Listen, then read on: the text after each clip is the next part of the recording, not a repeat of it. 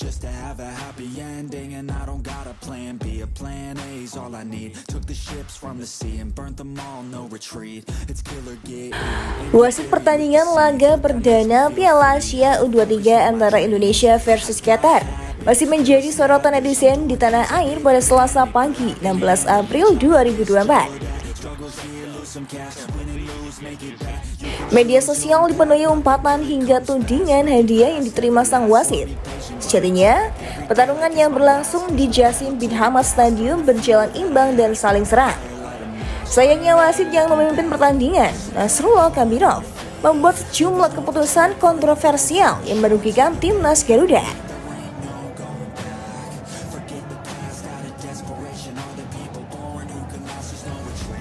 Indonesia U23 yang bermain dengan 9 pemain menelan kekalahan 0-2 dari Qatar yang diwarnai sejumlah keputusan kontroversial wasit pada matchday pertama Grup A Piala Asia U23 2024, Senin 15 April malam waktu Indonesia Barat.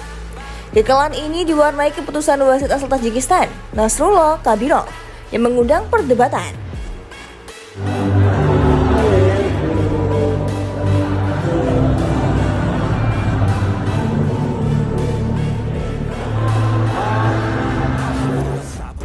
Bukan hanya terkait kartu kuning kedua untuk Ivar Jenner, tapi sejumlah pelanggaran keras pemain Qatar yang tak mendapatkan sanksi yang pantas dari sang pengadil. Pertama, hadiah penalti untuk Qatar di menit ke-44. Ulahnya Rizky Ridho menjaga Mahdi Salim saat ada umpan panjang dari Qatar menuju kotak penalti Indonesia. Keduanya terjatuh bersamaan dengan posisi Rizky Ridho tertindih Mahdi Salim. Nasrullah Kabirov kemudian meniup peluit pelanggaran untuk Indonesia. Namun keputusan itu berubah ketika wasit asal Tajikistan itu melihat VAR. Rizky Ridho malah dinyatakan melakukan pelanggaran dan memberikan penalti ke Qatar.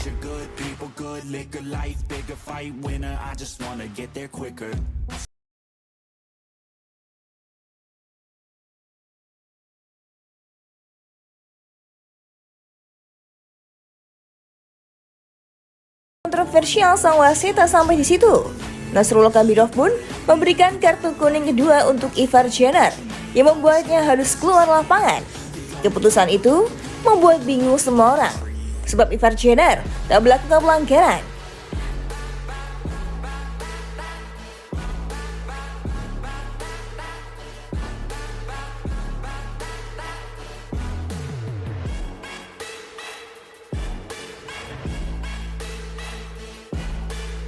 Saat tayangan ulang diputar terlihat pemain yang merumput di divisi Utrecht itu hanya melompat tanpa menyentuh kaki Saif Eldin Hasan.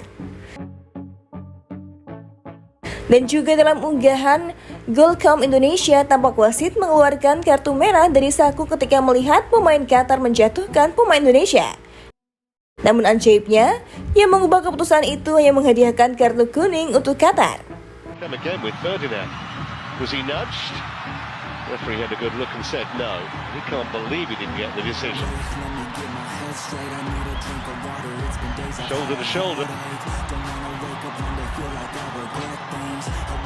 Jika menilik ke belakang, Piala Asia beberapa waktu lalu yang dijuarai oleh tuan rumah Qatar juga terbilang aneh.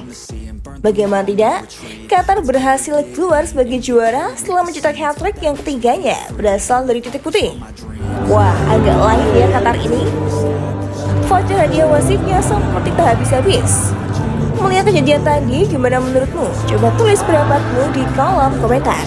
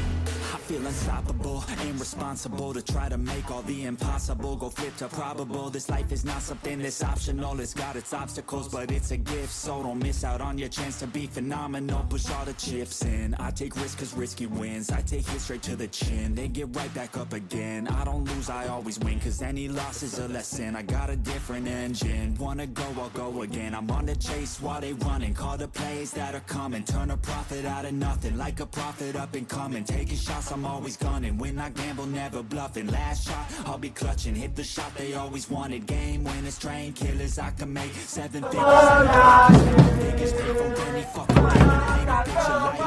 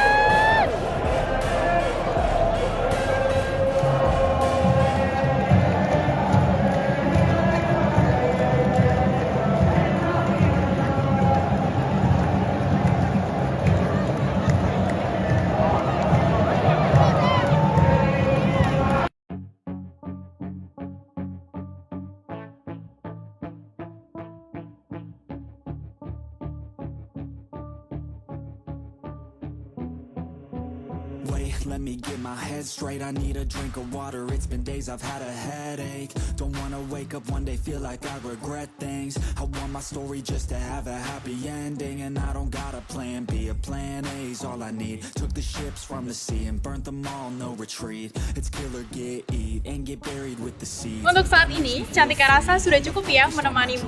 Tapi jangan khawatir, Cantika akan selalu menemani hari-hari kosongmu. Jangan lupa subscribe Timnas TV biar kamu gak ketinggalan berita update seputar Timnas Indonesia.